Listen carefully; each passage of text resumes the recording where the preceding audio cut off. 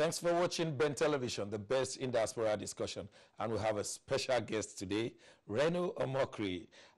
Thanks for coming. And we were saying a few things the last time. And I'm going to ask you questions on security and economy of this Buhari administration. But before we do that, are you comfortable to take calls? Of course. Yes, we have Tayo on the line. Hello, Tayo. Hello, Doctor. Good evening. Good evening. Where are you calling from? Doctor, actually, I think your producers made a mistake. My name is Kayode Okundamisi. Oh, Kayode. I'm calling from the UK. Okay, sorry, Kayode. How are you? I'm fine. Thanks for the good job. Yeah, you see, Doctor, Reno, how are you? Good evening. How are you? Yeah, you know, they say, you know, the Doctor, Uthman Danfodio, the man Pastor Reno Omokri hates so much. I want to quote him. Excuse me, hate so much? And only truth can heal it.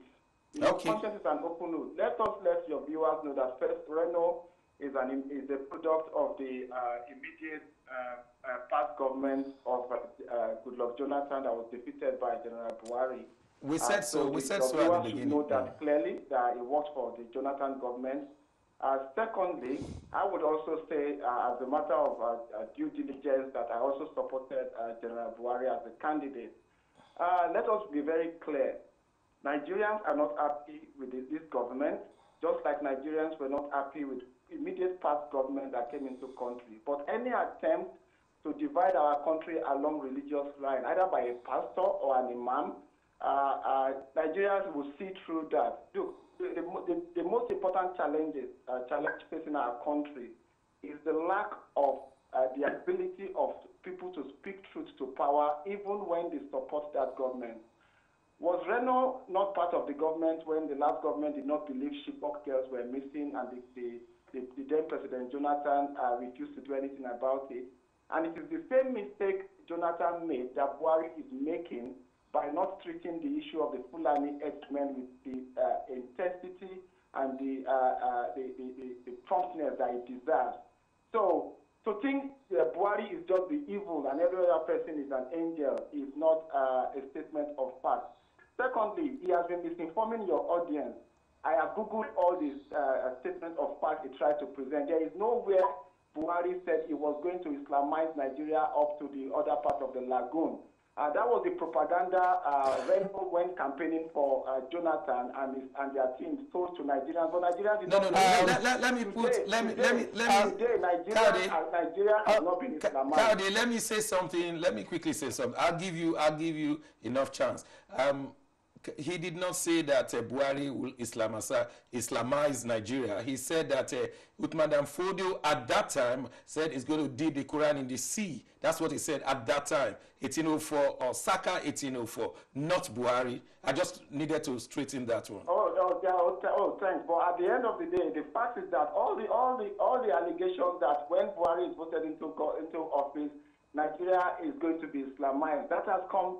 That has not happened. We've not seen that. Yes, this government has not been competent. They've not been extremely competent in certain areas. Okay.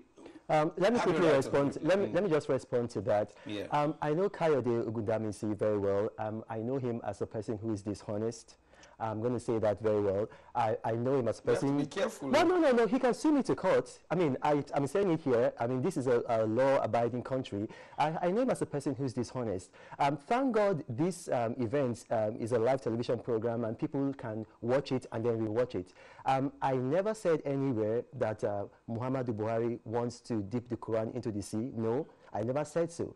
And then also, I never made any accusation that Muhammadu Buhari was going to Islamize Nigeria after he won the election. I never made any allegation about that. And then he said that this Uthman Danfodio that I hate, I don't know if he's aware. I'm a columnist on these newspapers. He should go and read my last week column. And I said that my late father, what he became in life, God used the Sokoto Caliphate to make my late father what he became in life. He cannot be more Catholic than the Pope. My father went to Sokoto after youth corps, 23 years old. He did not leave Sokoto. He stayed in Sokoto. And eventually, when Sokoto was divided into 3 states, my father was nominated by Kebbi State to fill their own slot at the Court of Appeal, the second highest court in Nigeria. I have worked more closely with Northerners. As a matter of fact, didn't I just tell you I've read the Quran? Has he read the Quran?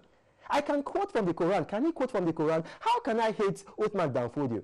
Does he know the history about Uthman Danfodio? Does he know about Denge Shuni in Sokoto? Has he been to the Sultanate? I mean, this man will just come and then is accusing me of misinforming people, and then in just 1 minute of talking, he has said about 5 different lies. Okay. And so, yeah, I mean, we've been here. You asked me a question and I was tracing the history. What did I say? I said that at that time, that Uthman Danfodio was right. Did I not say that? Because it was acceptable. That was how Islam was spread in a lot of places. It was spread by jihad. And then if you read the Old Testament of the Bible, even the God of the Bible also, at some point, he asked the children of Israel to destroy certain people. Okay, I will ask Kaude to say something, then you come back, and then we'll draw the line so that we can move on. Okay. Kaude, are you still there? I will pretend not to hear Reno's insult, because this is not about insult. He's a Nigerian. He has a right to an alternative point of view, just as I have. But I just want to make it clear. Thank you for that. Thank you for that. Our country, Doctor, the problem with our country goes beyond support for a candidate. The problem with our country goes beyond religion. It goes beyond the fact that somebody from the north is ruling, somebody from the south is ruling. The fact is that the incompetence of this government, is not different from the incompetence of the government. Reno was a participant. And I also like Reno clearly. How come he's silent about the billions of naira, that were stolen under the last government? How come we've never had a statement on the Diani Matueke, who is obviously facing charges in the UK? How come he's quiet about the issues of corruption? How come he's not quite clear, about even the seeming progress being made by this government in certain areas? Just like I would acknowledge progress that were made by the Jonathan administration in terms of infrastructure, progress that were made by the Obasanjo government in terms of infrastructure, and current progress that are being made by this government. So the issue on ground is that stigmatizing certain individuals, and for all that is clear, it is at the end of the day, it is Nigerians that will decide who governs them, who rules them. So the number of times you try to call a dog a bad name in order to hang him would not dissuade Nigerians from it. Kaude, we still have some 40 minutes to go in this program, so let's give him some chance to say. Please continue watching, and when you call, I'm sure they'll still give you one more chance before. So thank you. To address the things that Kayode Agudamisi has said, I'm going to say this again. This is a law-abiding country, and I repeat what I said. No, I'm going to repeat it. Kayode Agudamisi is a dishonest person, and I can prove it. He's done that to me several times, and I've never responded to him. He said that I've not addressed corruption. I wrote a book, a #1 bestseller. In this book, I have a chapter addressing in detail, not just a little, in detail, corruption. In this book, I have a whole chapter. And then he said I've not addressed it. I write a column every week on this day. As a matter of fact, 3 weeks ago, I addressed allegations. I deal in facts. I don't deal in speculations.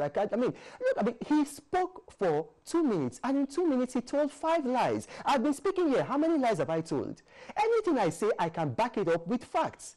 Look, I am here to ask for an interview. I'm here to answer questions. You can't come and then you now start assuming. Apparently, you've known one another before. I've never met him. Okay, you never met. But this guy, listen. But you said you know. On social media, he's told so many lies about me. I just ignore him. About you? Yes. And I have them there. I just ignore him. I challenge him. I'm in this country. If I'm lying, take me to court for libel. I mean, so I know what you don't mind if I have the two of you and I interview both of you right in this studio? He told a lie that I was going to be interviewed on his program earlier today. I had to, yesterday, I had to, like, if you go on my Twitter timeline, I told him, incorrect, I was never going to be on your program. I will not sit down with Kayode Ogunamisi because this is a person whose character is, it is detestable to me. Okay, if you read, let's leave Kayode. Let's focus on what I came to do. Yeah. Let's talk about security in the period of Buhari administration. He said he has technically defeated Boko Haram. Then later, his New Year message, he said Boko Haram has been beaten. Excuse me. Obasanjo said Boko Haram has been rolled back. Which one do we take? Technically defeated, beaten, or rolled back? Listen, I deal in facts. Look, go to this website, ESRI, ESRI.com. ESRI is probably the world's #1 ratings agency for terrorism. Last year, in 2017, there were 762 Boko Haram attacks. Boko Haram attacked a military base in Borno not once, not twice, not thrice. Boko Haram last week showed a propaganda video with a Nigerian Air Force plane that they shot down. Look, President Buhari lied. So Boko Haram is in operation as we speak. Listen to this. I have to say this. I give President Muhammadu Buhari kudos in the fact that Boko Haram has been contained in the northeast. Under President Jonathan, we had difficulty buying weapons, and I'm intimately aware of that. I represented the government in. What kind of problems? We didn't have money. It's actually in my book. It's in my book. It's in my book. If you read it there, it's not about money. We had money to buy weapons, but the Obama administration, they used a particular law called the Leahy Law to prevent the sale of weapons to the Jonathan administration. And so when that was in operation, we couldn't buy weapons. So we tried to go on the ground to buy weapons in the black market.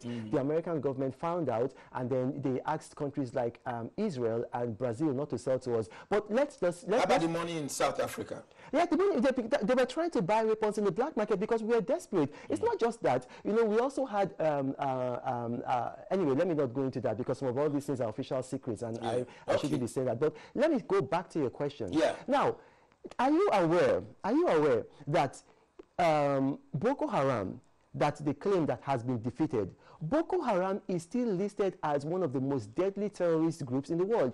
Under President Jonathan, we had one terrorist group that was being fought, that was being attacked. Right now, well, to be fair, it's Fulani headsmen were killing under Jonathan, but not at this level, not at this quantum, not with impunity. Let's talk about it. I haven't finished. Okay. On January 24th, the United States Congress revealed that Nigeria is the most dangerous place in the world to be a Christian.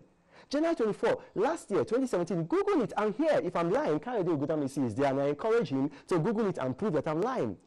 The U.S. Congress, now this is not Jonathan, this is not PDP, this is not Reno Omokri. The U.S. Congress said Nigeria is now the most dangerous place in the world to be a Christian.